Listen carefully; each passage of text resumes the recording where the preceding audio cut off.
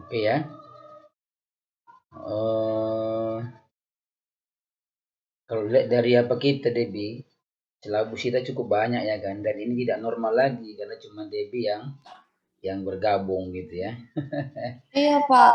Memang kalau lihat dari kawan-kawan Debbie semester lalu udah pada ngambil ini semuanya mata kuliah ini. Oh, enggak, Pak, belum. Ada juga kawan-kawan yang ngambil mata kuliah ini semester ini. Kelasnya ini juga, Pak. Cuman dia dosennya beda kok gitu ya, Pak. Oh, siapa dosennya? Pak ini, Dokter Nggak Iqbal. nggak tahu apa nggak ingat saya kemarin Memang saya nanya. memang kami tim teaching kami cuma tiga nih, saya, kemudian Dokter Iqbal, satu lagi Dokter Habib. Eh, apa namanya, Dokter Iqbal, satu lagi Dokter Ibrahim. Iya, cuman Hmm, tiga kami. Tapi itulah Bapak barangkali punya. Oh, masuk dia kok si Sulaiman. masuk. Masuk dia. Oh, alhamdulillah.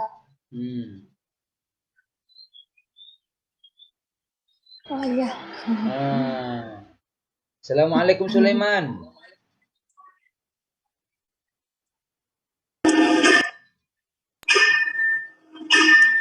Oh, kerja dia ya. Oh, kayak suara nokok-nokok gitu. Hmm. Oke, oke. Ya maklum Bapak itu Sulaiman. Udah kerja. Gak apa-apa ya. Oke. Sebelum kita mulai perkuliahan hari ini, mari kita bacakan lafaz Bismillahirrahmanirrahim. Bismillahirrahmanirrahim. Oke, ini pertemuan terkait tentang kemarin silabus pun belum kita bahas ya, karena bagi Bapak akan muncul beberapa orang lagi mahasiswa yang di kelas ini. Ternyata stagnan, cuman Debbie, Sulaiman, satu lagi siapa tadi? Yang kemarin keluar tuh Debbie? Ada yang keluar kemarinnya. Siapa? Lupa namanya. Rido nggak salah. Ada Ridonya. Keluar dia karena sudah mengambil mata kuliah ini di semester sebelumnya katanya. Pokoknya sudah pernah ambil lah gitu ya. Nah, Iya, rencana Pak. Bapak begini, kita sifatnya diskusi ya kan terkait tentang mata kuliah sejarah pendidikan Islam, baik dari masa Rasulullah sampai masa hari ini ya. Nanti Bapak share di WA grup apa eh, apa namanya RPS ya. Nanti setiap Debbie dan Sulaiman Nenggolan berjibaku lah kita bertiga untuk membahas sifat diskusi saja, nggak buat-buat makalah, karena emang kalau buat makalah itu dengan dua orang begini agak berat lah saya pikir untuk kajian ini. Jadi bagus diskusi saja, kita saling sharing lah ya, saling sharing. Nah, pertama sesuai dengan apa bilang sama kalian, nanti di apa namanya di WA grup apa share RPS-nya. Jadi setiap kalian nanti akan mengetahui setiap tahapan yang akan kita diskusikan, ya kan? Bagi Bapak sih nggak masalah kita cuma berdua. Yang penting mata kuliah ini dapat dikuasai meskipun tidak maksimal gitu ya Debbie. Nah, Sulaiman. Kalaupun misalnya tidak maksimal, maklum sajalah. Karena sejatinya 16 pertemuan dengan dipotong UTS dan UAS berarti 14 materi itu harus dibahas setiap kelompok kalau mahasiswanya banyak. Tapi karena cuma dua orang, kita akan bahas lah semaksimal mungkin seluruhnya per materi ya, per materi dan per pertemuan. Sehingga nanti tidak ada apa namanya, tidak ada yang kurang puas begitu. Walaupun nanti ada yang tidak puas, maklumlah karena Bapak kurang apa? Bapak bukan alat pemuas. Nah, itu pula ya. Oke.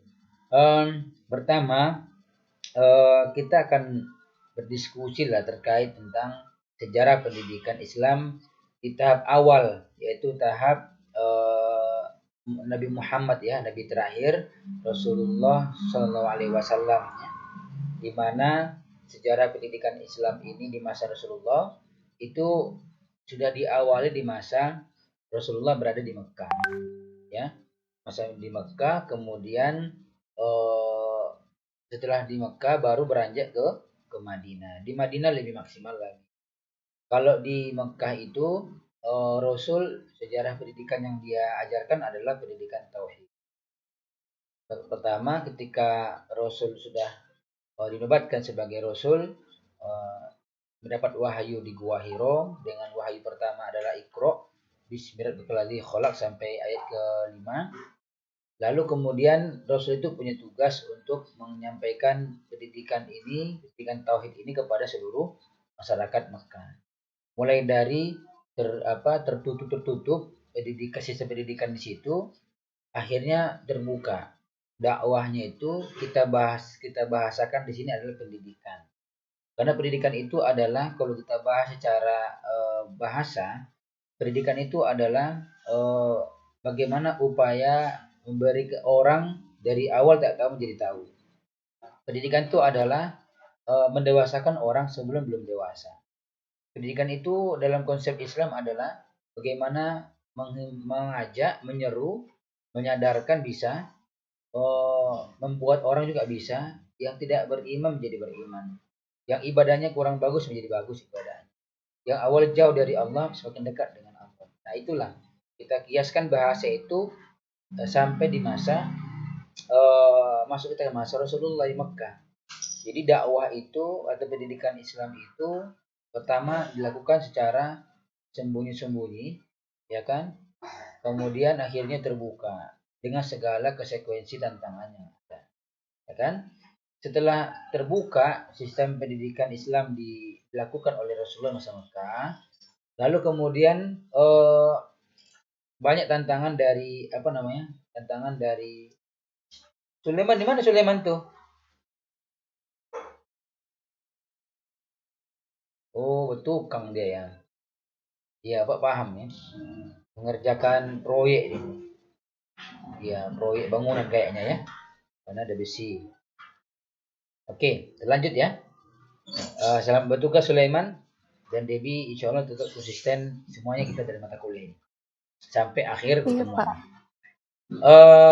Ketika banyak gencar-gencir tekanan di Mekah saat Rasul menyelenggarakan pendidikan di Mekah itu, lalu kemudian ada istilahnya himbauan lah, terancam nyawa Rasulullah, hijrahlah ke Madinah. Nah di Madinah inilah Rasul baru melakukan berbagai macam gebrakan semakin luas, semakin bertambah orang beriman.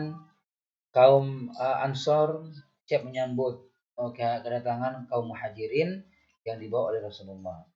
Nah, semakin besar di sana di Madinah, makin besar akhirnya efek dari pendidikan Islam yang Rasul buat di Madinah itu ada semacam, kalau kalian kenal Debbie, ada namanya Fathul Makkah. Fathul Makkah itu adalah pembebasan Mekah. Bukan menjajah ya, beda. Menjajah itu imperial. Imperial itu didasari dibalut bisa, diisi bisa dengan kekerasan. Kalau imperial, kalau penjajahan. Tapi di Rasul Fathul Mekah tidak ada penjajahan. Rasul itu bagaimana dengan segala tantangan yang ada, menyeru penduduk Mekah agar bisa menerima pendidikan yang disampaikan Rasulullah, pendidikan tauhid ya.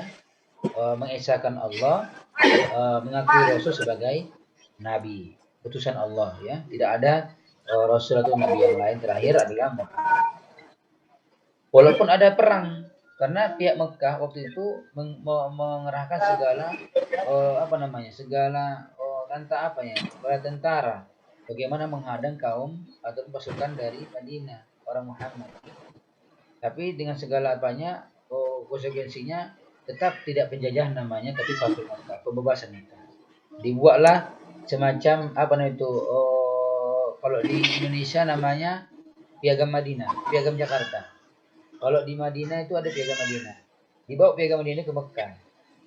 Ketika sampai di Mekah, bukan berarti perdagangan Yahudi, kafir Quraisy ditutup, tidak.